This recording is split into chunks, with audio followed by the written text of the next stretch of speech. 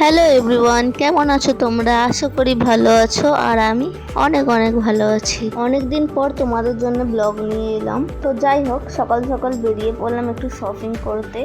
আর এই হচ্ছে এক মহারানী, 1 ঘন্টা ধরে অপেক্ষা করিয়ে এখন হাসছে। ও হচ্ছে উষা, আমার ফ্রেন্ড।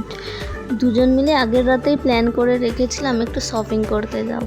যেই কথা সেই কাজ, তাড়াতাড়ি বাসে উঠে গেল। আর আমাদের বাড়ি থেকে মার্কেট হচ্ছে 15 মিনিটের রাস্তা। যেতে যেতে দেখো কি সুন্দর ওয়েদার ছিল। গল্প করতে করতে দুজন পৌঁছে গেলাম। আর দেখো রাস্তার মধ্যে দুজনের পাগলামি চালু। এইদিকে কথা বলতে বলতে চলে এলাম মলে। ঘুরে ঘুরে দেখছি কোথায় কি আছে।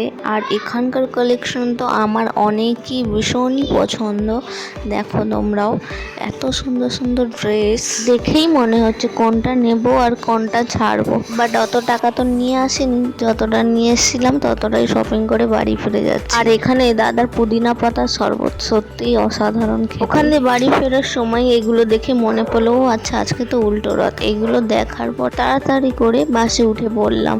আর রাস্তায় এত জ্যাম, অনেকক্ষণ পরে কিন্তু গাড়িটা ছাড়লো। গাড়ি থেকে নেমেই দুজনকে বাই বাই করে ঘরে চলে এলাম। আর এসেই 2-4টে রিলস বানিয়ে নিলাম। আর কি কি শপিং করলাম তোমরা দেখতে পারো পরবর্তী ব্লগ। ততক্ষণের জন্য সবাইকে বাই বাই।